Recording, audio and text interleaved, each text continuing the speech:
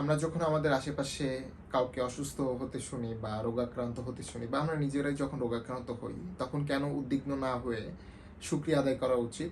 এবং আমি কেন নিজেও অসুস্থ মানুষকে বা রোগাক্রান্ত মানুষকে শুকরিয়া জানাই, তাদেরকে অভিনন্দন জানাই এই কারণে আমরা জানি যে সবাই এই দুনিয়াতে এটা খেদমতের জায়গা, এটা পরীক্ষাগার আমাদের জন্য, এবং এখানে আমরা আমাদের আনন্দ, আমাদের পুরস্কার, আমাদের পারিশ্রমিকের কোনো কিছুই আমরা পাবো না, পুরস্কার পাবো না। এবং যখন আমরা রোগাক্রান্ত হই, তখন আল্লাহর সাথে আমাদের নফসের সম্পর্ক সব থেকে গাঢ় হয়, সব থেকে দৃঢ় হয়। আমরা জানি যখন সুস্থ থাকি তখন আল্লাহর কথা স্মরণ হয় না, আমরা স্মরণ করি না বা ওইভাবে স্মরণ করি না, কিন্তু যখন আমরা অসুস্থ হই তখন আল্লাহর কথা সব থেকে বেশি স্মরণ হয়। এবং যখন আমরা সাধারণত ইবাদত করি, অর্থাৎ ইবাদত দুই ধরনের, ইতিবাচক এবং নেতিবাচক। তো আমরা যখন ইবাদত করি তখন সেই ইবাদতের মধ্যে অনেক সময় লৌকিকতা থাকে, রিয়া থাকে, মানুষকে দেখানোর বা প্রদর্শন করার ইচ্ছা থাকে।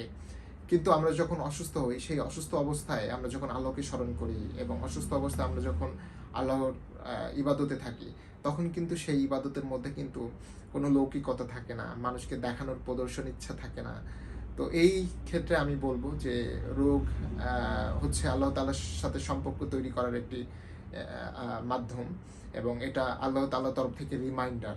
এবং রোগ আসলে বা আমরা রোগাক্রান্ত হলে উদ্বিগ্ন না হয়ে সবরের সাথে আল্লাহকে স্মরণ করা উচিত, যেন আমরা সুস্থ অবস্থায় ইবাদত করলে যে সওয়াব হয়, অসুস্থ অবস্থায় সবরের 1 ঘন্টা ইবাদত সেটা একদিনের সমান হতে পারে, তারও বেশি হতে পারে।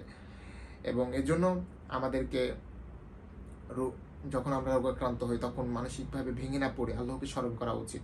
এবং আমরা জানি রাসূল সাল্লাল্লাহু আলাইহি ওয়াসাল্লাম অসুস্থ মানুষদেরকে দেখতে যেতেন। আমাদের উচিত অসুস্থ মানুষদেরকে দেখতে যাওয়া, হাসপাতালে যাওয়া, অসুস্থ কেউ থাকলে তাদেরকে রিমাইন্ডার করে দেওয়া, আল্লাহর সাথে আল্লাহর শুকরিয়া আদায় করার জন্য তাদেরকে রিমাইন্ডার হিসেবে নেওয়া। এবং একজন মুসলিম হিসেবে আরেকজন মুসলিমকে এবং অমুসলিমদেরকে সবাইকেই খোঁজখবর নেওয়া অসুস্থ ব্যক্তি, বিশেষ করে অসুস্থ ব্যক্তিদেরকে। তো এই জন্য রোগ হলে, এবং আমরা জানি যে আল্লাহ তাআলার নাম রোগ মুক্তিদাতা, শেফা আর রাজ্জাক, অর্থাৎ ক্ষুধা না থাকলে তো আল্লাহ তাআলা রিজিক দিচ্ছেন, এটা তো বুঝতে পারবো না এর মহিমান্বতা। পাশাপাশি তিনি যে রোগ দিচ্ছেন, অর্থাৎ তিনি আবার রোগ মুক্তিদাতা আর শেফা দানকারী তিনি। তো এটা তো বোঝার জন্য আল্লাহ তাআলা আমাদেরকে রোগ দিচ্ছেন, এবং এই নামের অর্থ তাৎপর্য বোঝার জন্য। তো এই জন্য রোগ আক্রান্ত হলে আমরা উদ্বিগ্ন না হয়ে মানুষদেরকে রিমাইন্ডার হিসেবে তাদেরকে স্মরণ করে দিতে পারি যে রোগের সময় আমরা যে ইবাদত করি সেখানের কোনো প্রদর্শন ইচ্ছা বা রিয়া থাকে না। এই জন্য রোগকে আমরা রিমাইন্ডার হিসেবে বা আল্লাহর তরফ থেকে চিঠি হিসেবে আমরা নিতে পারি।